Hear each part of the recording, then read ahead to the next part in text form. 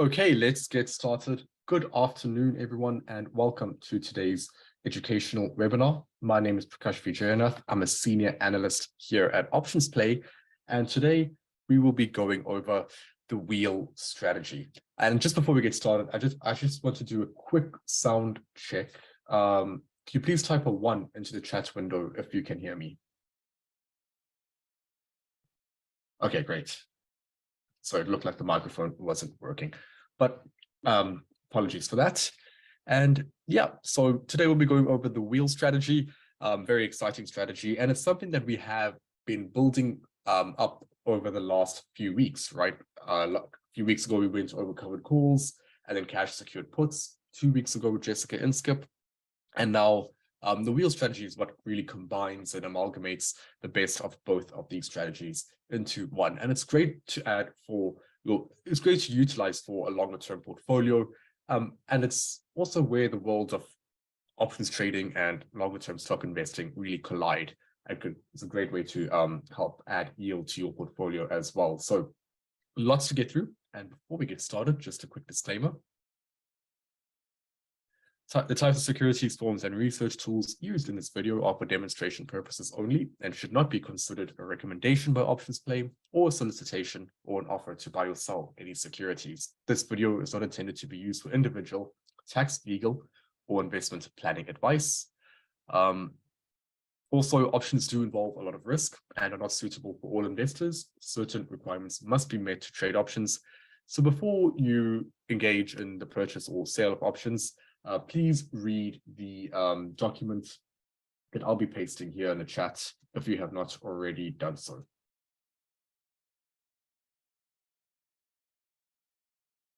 Okay, so our agenda for today, starting off with what the wheel strategy is itself, just highlighting it over, let's go over it at a very high level and just walking you through the process of the wheel strategy. I do recommend that if you didn't watch the previous 2 webinars on covered calls and cash secured puts, that you do watch them. It is a bit of a prerequisite for today's webinar. And if you want to understand more about, the components of the wheel strategy, we take a deeper dive into covered calls and cash secured puts over the last 2 webinars. So I do highly recommend you watching that before really trying to understand the wheel strategy. From there, we'll be taking a quick review of the covered calls and cash secured puts or covered puts. We'll go over an example of the wheel strategy. We'll go over the optimal covered puts or cash secured puts and covered calls. And this, in my opinion, is probably the most important part of today's session. The success of the strategy is really dependent on finding the optimal strikes and the optimal expiration dates. But we have done a lot of the heavy lifting for you, and I will be going over what, according to OptionsPlay, is the most optimal cash secured put and covered call. And we'll also cover some of the OptionsPlays and Firstrade's reports that we offer for you.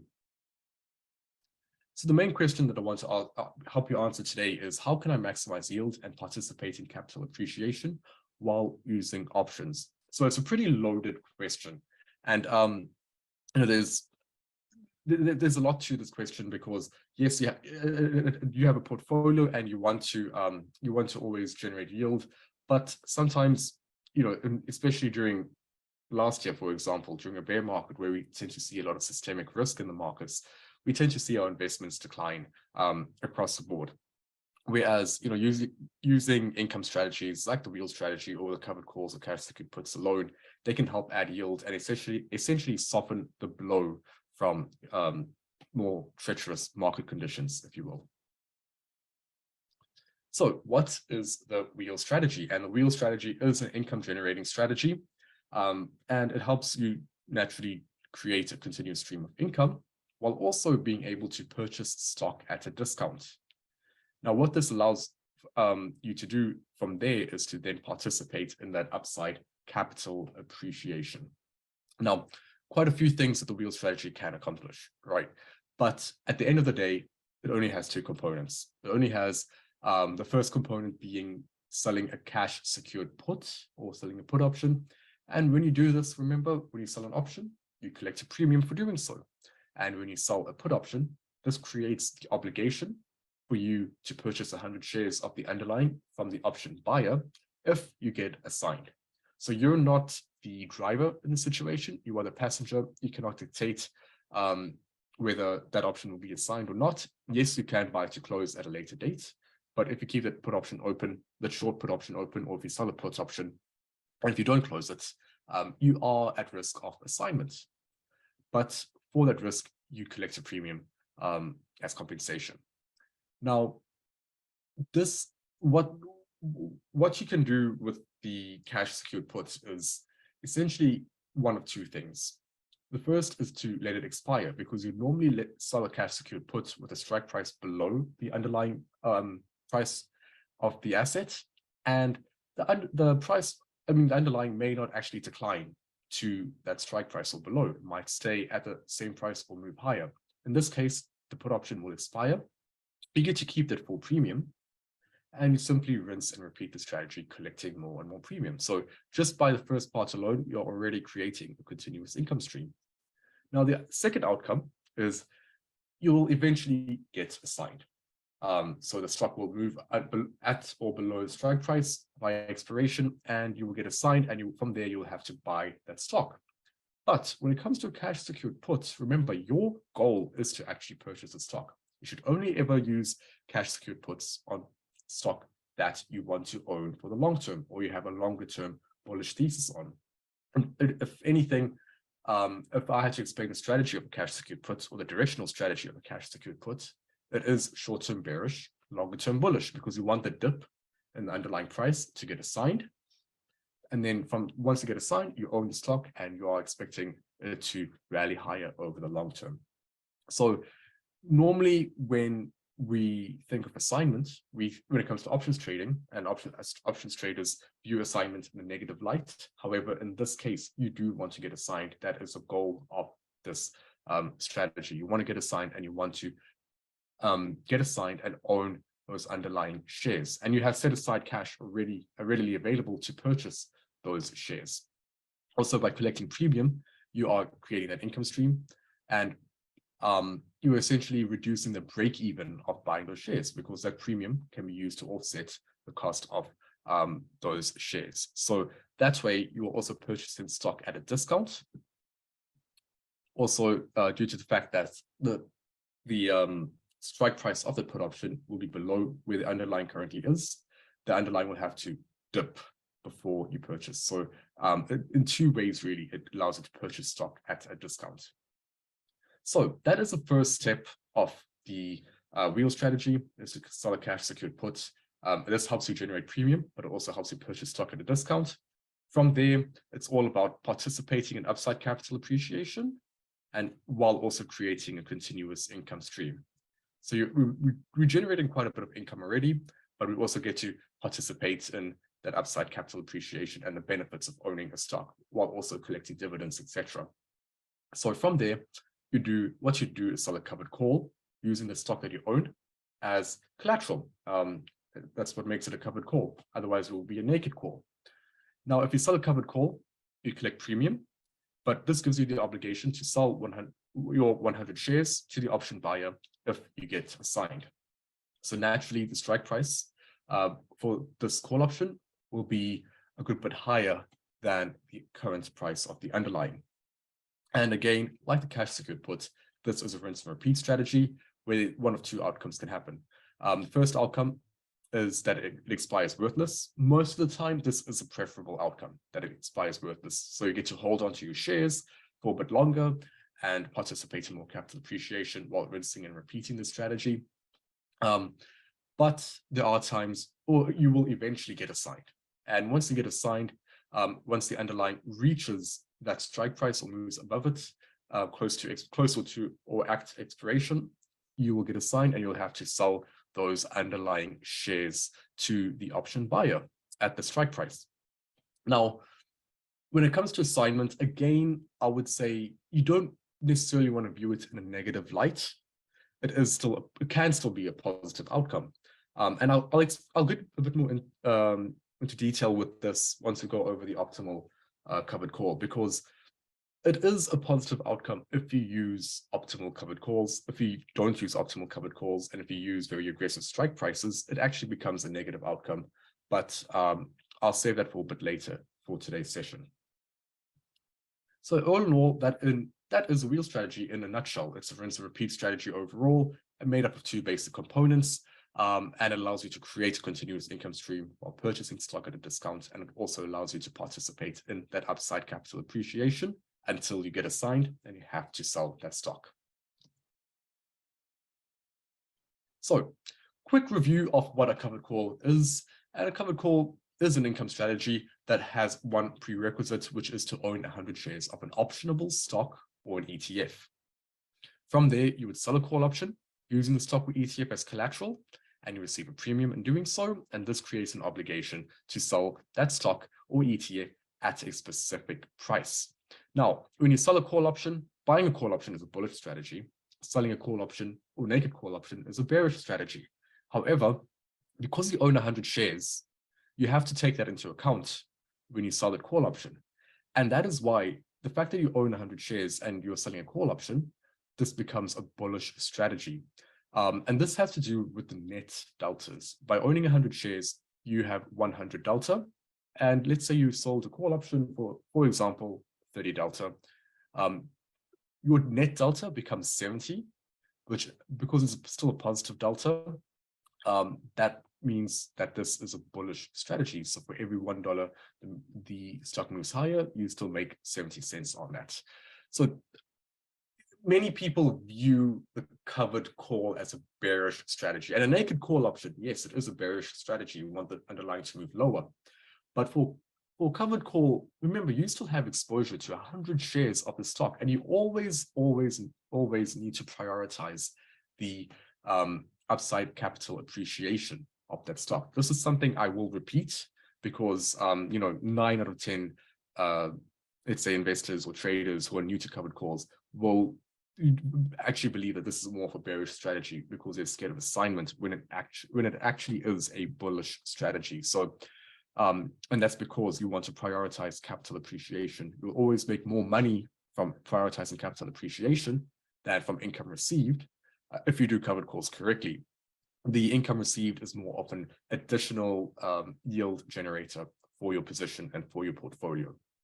So that is why as price moves higher, this becomes more this position becomes more profitable until the max gain, which is at the strike price. The reason being is even though you own 100 shares and even if the stock continues to rally, your gains are capped at that strike price because you will have to sell your underlying shares at that strike price when you get assigned. The substantial loss potential is the price of the stock itself, because at the end of the day you're owning stock and stock can move to zero. So that's the risk. That's a max risk of this position, like with most or any position, is that it moves to zero.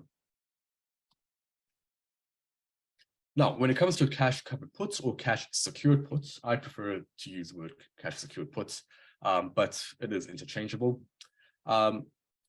Again, another income generating strategy, but also a stock acquisition strategy. And the prerequisite here is to have cash readily available to buy the stock or ETF. Remember, your priority for this is to actually own the underlying stock. The cash covered put or the cash secured put just provides a much more efficient way of doing so, because you get to generate premium that you can use to help you purchase that said stock, which in turn reduces the break even. So for example, if a stock is currently trading at 102 and I sell a $100 put option on that stock and I have cash readily available to purchase 100 shares of that, and if I get assigned at 100, my break even is actually 98, because if I receive $2 for that put option, my break even becomes 98 because I can use the $2 per share that I received to offset the cost basis of that stock. So that's how you want to view covered calls. Always think about the break even, or always think about the overall position when it comes to the real strategy and using cash secured puts and even covered calls, because this strategy in essence helps you reduce the break even lower and lower and lower, especially when you're looking at it from a risk perspective. And I'll show you what I mean in more detail when I go over the example. But the first requisite is to have cash readily available to buy that stock or ETF. The second, the second step here would be to then sell a put option using that cash or collateral and receive a premium. Oh, and what this does is it creates an obligation to buy that stock or ETF at a specific price.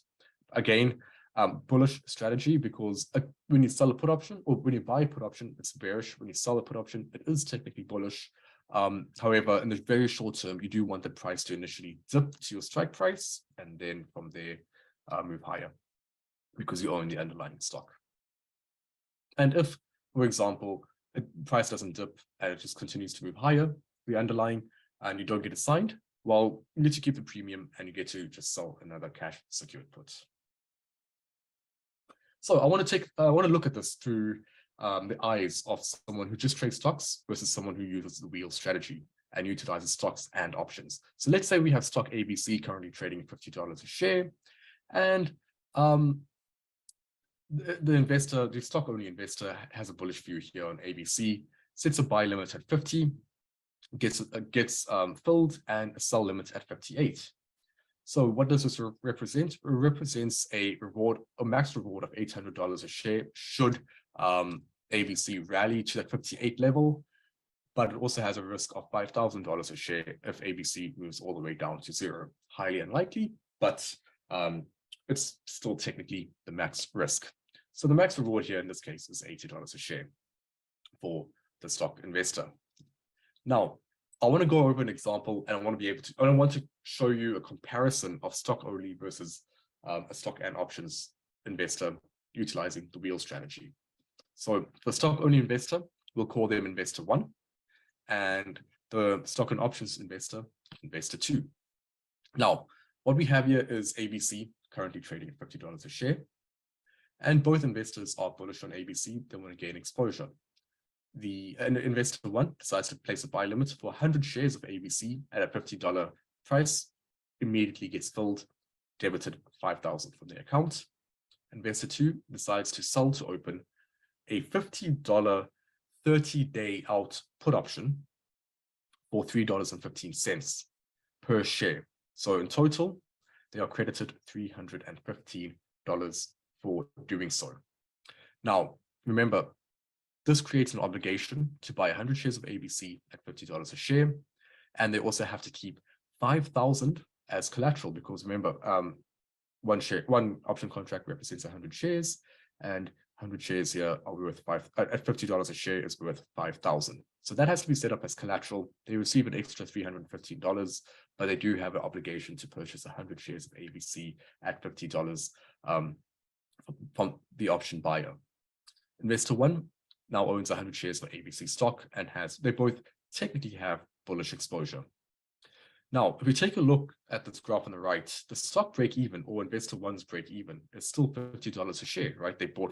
It's a symmetric risk profile. They bought it at 50. If it moves down by 1 cent, they're in a losing position. If it moves up by 1 cent, they're in a winning position.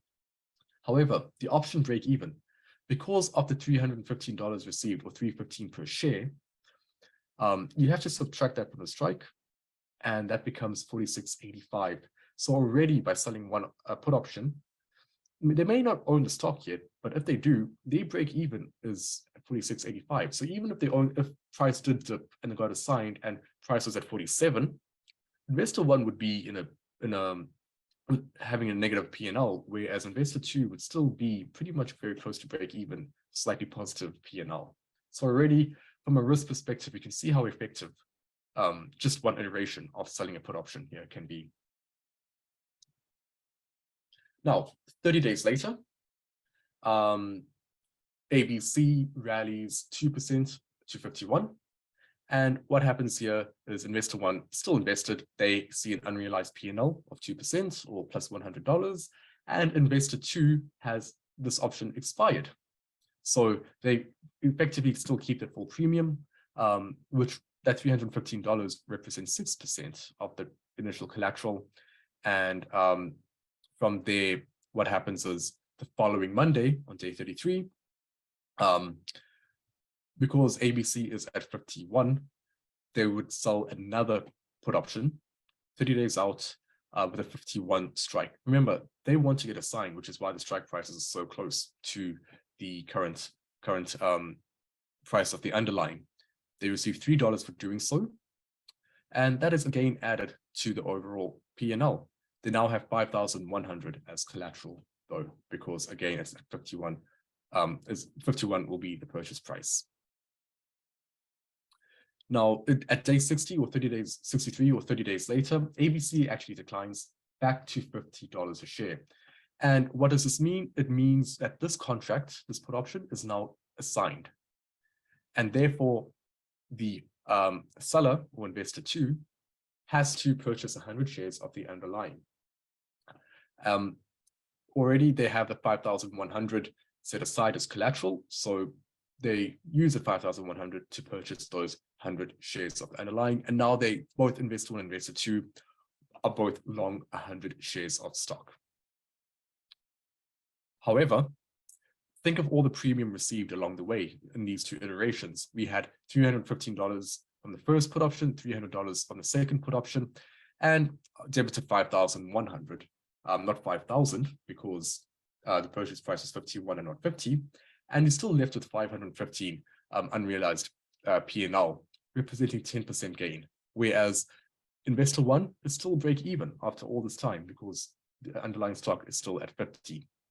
So already, even though the stock didn't move that much, investor 2 using options has generated a lot of return. Now, the following Monday, after the option expiration Friday, we see here that investor 1 and investor 2 have both had enough. They want to get rid of their positions. Investor 1 decides, okay, I'm going to place a sell limit order at 58. This means buying at 50, selling at 58 represents a maximum profit of $8 per share. And investor 2, what they do is they sell a 55 strike 45-day out call option. They receive $2 for doing so. So they do expect the stock to rally. Obviously, they own 100 shares of this underlying, but they want to now generate premium, additional premium. And by selling this call option, they receive $200 in total, and that is added to the overall P&L. This creates an obligation to sell 100 shares of ABC at 55. Now, 30 days later, ABC only rallies by 4% to 52, and investor 1, nothing happens. The unrealized P&L of 4% plus 200, and for investor 2, this option is now expired, worthless. They keep that full $200 and is added to the overall P&L, which now sits at 18% or $915. Because remember, you also want to account for the capital appreciation. They bought it at 51, and the stock is now at 52, so they now have an extra $1 per share.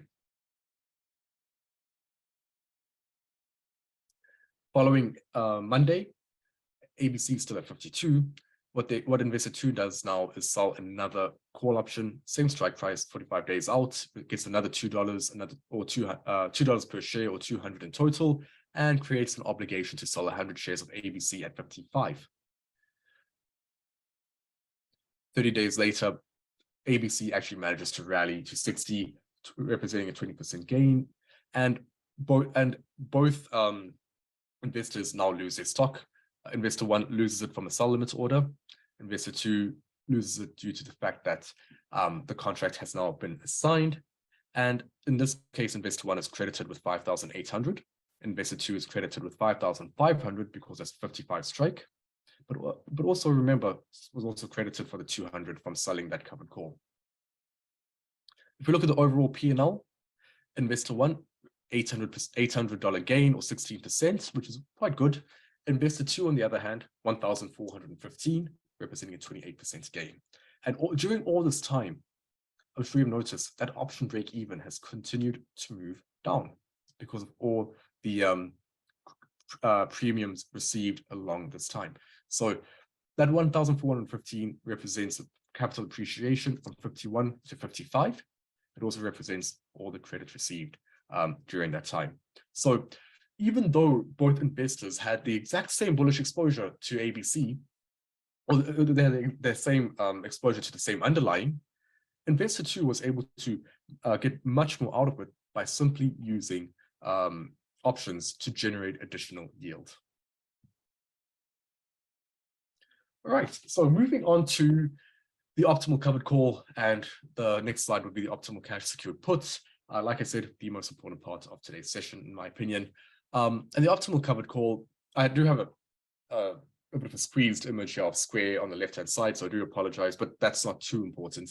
But what we have here is block. The new name is block, currently trading at 83. Now, we've done a lot of the heavy lifting for you and at OptionsPlay, and we can tell you that through our back testing that we've done since 2008 to 2022, the one date keeps recurring and as the most optimal days to expiration, and that is 45 days. 45 days just provides a nice, or I would say the most consistent returns and the highest longer term returns. Now, many people might argue with that and say, oh, why don't you go longer to, let's say, 90 days? You know, with a 90-day option, same strike, you get to receive a whole lot more premium. And that is true. You receive a lot more premium for selling a longer dated call option, no doubt about that. However, the concept of time decay acceleration works in the favor of shorter timeframes. So time decay or theta naturally erodes the value of an option, and it erodes all that extrinsic value to zero by expiration. The misconception here is that theta is linear, as it takes a fixed amount of extrinsic value per day. And that might be true initially for a certain amount of days, but as you approach expiration, that time decay accelerates. So it takes a bigger chunk of that extrinsic value of an option per day. So what I'm trying to say is, yes, you might receive more from selling a 90-day call option, but during those 90 days, if I sold a 45-day call option and then another 45-day call option after that one expired, I will actually be receiving more premium because I get to take advantage of that accelerated theta decay. So that's why we tend to work, 45 days was a sweet spot, because if you go to the other side of the equation and say, why not just sell very short dated options, 3 or 4 days to expiration that experience the most time decay, you are correct. It does experience most time decay, but when you look at a covered call, eventually you will get assigned. Now, if you're rinsing and repeating the strategy that frequently, and let's say you get assigned by the 5th or 6th iteration of the strategy, you may not have received enough premium, because by selling such a short dated call option, you won't receive a lot of premium. It's like picking up pennies in front of a steamroller. You won't receive a lot of premium. Yes, you're taking advantage of a lot more time decay, but when you do eventually get assigned, you'll notice that the premium you received, it wasn't enough to compensate you for the risk and for the risk of owning the stock. So our sweet spot is 45 days. It tends to be around the time we start to see a slight acceleration in that theta decay. However, we have 3 different options here, 3 different strikes. We have the $110 strike. So just, let's say that's up there. This is a 15 delta. It collects $1.19 per share, so 119 in total. And this represents a raw return of 1.53%, an annualized return, which is just the raw return over a 365-day period, because this raw return is referenced to a 45-day period. Annualized is 13.4%. And that's a 15 delta. And this tells us that there's roughly a 15% probability of that strike price being hit at 110. 25% delta, a higher probability of being hit at around 101. I'm just roughly plotting them here. Sorry, it might be completely out of scale, but at 101. But this collects more premium naturally because there's a high probability of this price being hit. Therefore, you need to be compensated with more premium. Represents a 25% delta, or 25 delta. Raw return is 3.06%. So already generating a lot more raw return, and annualized of 28.41%. And then what we have here is a 91 strike, 40 delta. So quite close to the underlying, very aggressive, collects almost $5 per share, or 500 in total, raw return of 6.35 or 6.35%, and annualized of 66.71. So what you'll notice is as the deltas move higher, the premiums move higher as well, but so does the probability of that price being hit. So yes, you are rewarded more for having a strike price that is most likely to get hit. The more conservative you are, the less you're rewarded.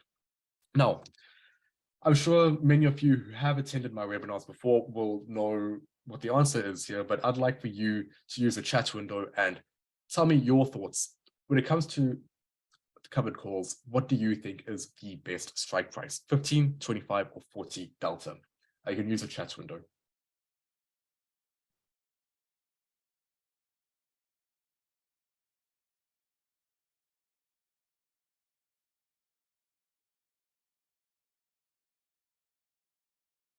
Okay, I see a couple, mostly 15s, which is good, a couple of 25s as well. But mostly 15s, which is correct and well done, because 15 delta actually represents the our optimal covered call. And the reason being is, remember what I said earlier, you want to prioritize capital appreciation. If you have 110, if you have 101, I know this isn't in scale, and you have 91, yes, you're receiving more premium for the 91, but think about the capital appreciation if you were to get assigned 110 compared to 91. If you got assigned a 91 and the stock was at 83, you get $8 worth of capital appreciation plus, let's say, $5 worth of premium, represents $13, right? But let's say you got assigned 110. That gives you $27 worth of capital appreciation plus another $1 worth of premium, so 28. So that's why it's so important to actually prioritize capital appreciation over the premium received, because that is tempting. It's very tempting to see, okay, I'm generating a lot of premium here, but you also need to realize that you lose out on that potential upside of the stock, which weighs a lot more in your profitability. All right, taking a look at cash secured puts or optimal short puts, and what we have here is Etsy, currently trading at 145 or so as of this morning, or as of yesterday's close. Now, here the optimal expiration is 30 days, and we have the same exercise. We have 3 different strikes, all of these strikes below the current price of the underlying. Naturally, we have the 142. So let's say somewhere there, which is a 40 delta. It collects 873, raw return of 6.55, and annualized of 116.40. We have the 30 delta, which is a 134 strike. So a little bit lower probability of being hit. And this collects 5.63. So it does collect less and generates a raw return of 4.4% and an annualized return of 65%. And then we have the 126 delta, which considerably lower. Right. There we go, which considerably lower, and 20 delta, so 20% probability of being hit. This collects 3.45 in premium, raw return of 2.8% and annualized of 40%. Same exercise. What do you think would be the most optimal strike price here for a short put? And please feel free to use the chat window.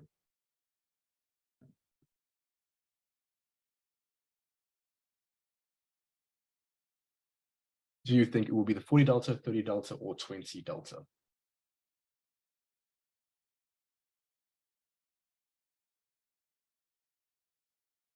Okay, so somewhat split between either 40 delta or 20 delta. And I can see why, based on the last slide, where the lower delta was the optimal.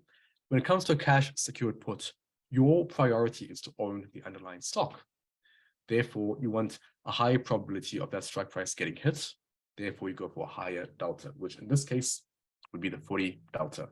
This collects a lot more premium, which is good because you can use that to offset your stock purchase with a 142. So if your effective purchase price, let's say this was $8, your effective purchase price would be 142 minus $8 premium that you received per share. So that which is 134. So that's how much your effective cost basis can be reduced by selling a more aggressive delta when it comes to a cash secured put. Okay, so now that we're done with the optimal covered calls and short puts, I do want to take some time to very quickly go over the income opportunity report that we have for you. What we do at OptionsPlay at Firstrade is that we scan some covered call and short put opportunities for you. We look at all the S&P 500 stocks as well as very liquid ETFs. These are updated hourly and are sorted by raw return. And this helps you save time and also helps you find optimal opportunities for, let's say, stocks you already own for covered calls or stocks that you want to own for short puts. And just to show you how to get there, one second. Here we are. So at your homepage, simply click on Research and Tools, click on Options, and you'll have access to OptionsPlays and Firstrade's options reports. So we have the covered call report here, and it gives you all the information that you need for your optimal covered call on a stock that you already know. You can always search for the stock that you already own. But let's say, for example, you own 100 shares of Uber and you want to sell covered calls on it. And here's all the information that you need. So it gives you the strike price, which will roughly be as close to 45 days away from expiration. It'll give you the strike price, which will be as close to around 10 to 15 delta, as close to that as possible. It'll give you the mid price. So yes, you have a bid and an ask, but the mid price is the most competitive price that you can get filled at. And you should always try and aim to get filled at the mid price. It'll give you the IV rank, just to get a gauge of implied volatility. Earnings date as well. Always important to know about earnings because that is it's a highly volatile event. So we could see price move higher or lower very quickly, and that could impact assignment for when you sell an option. You have earnings flag. So earnings flag is just a yes or no variable, and it'll say yes if there's an earnings date before or during the lifetime of this options contract. We have other information like the stock price, days to expiration, raw return and annualized return, as well as the distance to strike, which I think is a very, very helpful column. Sometimes it's always good to know that, okay, the stock has to rally 12%, it has to increase in value by 12% over 45 days. And or in the case of Snapchat, 24% or Roblox, 30%, so it gives you a much easier, or it kind of sets it out in layman's terms, how much the stock actually needs to rally if you don't want to be looking at it from a probability-based approach. And from there, you can simply click on trade and it will formulate a trade ticket for you. And a very similar setup for the short put report that we have.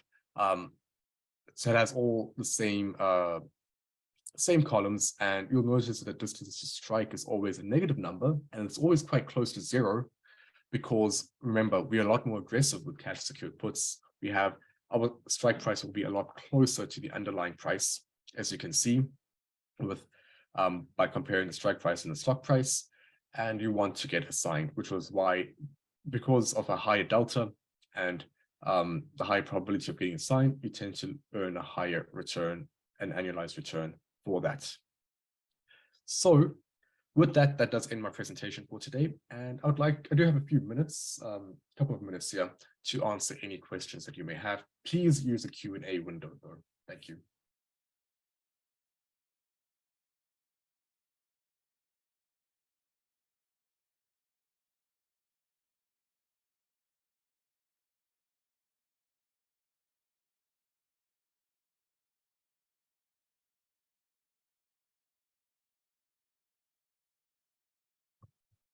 What do the different colors mean? The colors is just like, in Excel, you have conditional formatting that goes from very green all the way to, let's say, red.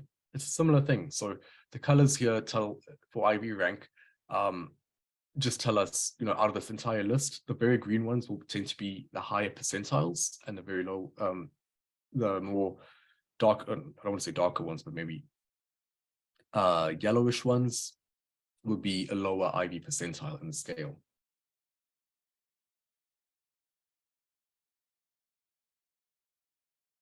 Where can I view past webinars? Eric, please contact Firstrade customer support. They should be able to give you a link to the page for the past webinars.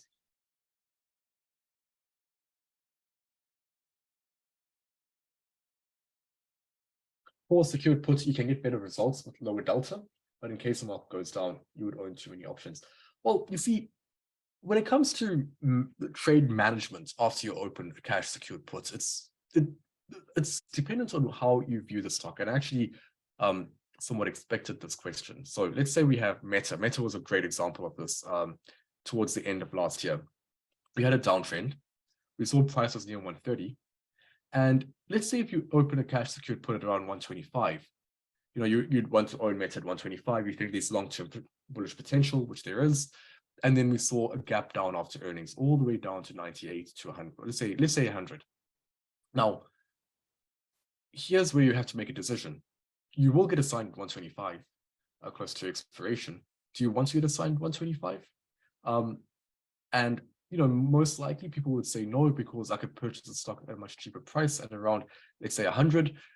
But if you don't want to get assigned, you'd have to buy to close that option, and that option is going to be very expensive. So sometimes if it's a very small move lower, let's say if the price dipped down to 115, it actually makes sense to just get assigned at 125. And remember, you're long-term bullish on the stock, and you don't want to have to buy to close this option, resulting in a net loss for that option trade. So you might actually still welcome assignment, but in this case for Meta, due to how much it declined, it would probably make more sense to buy to close and sell to open. In other words, roll that position down and out to get assigned closer to there. In the case for Meta, though, it did have a very quick rebound, as you can see, but that's not always the case.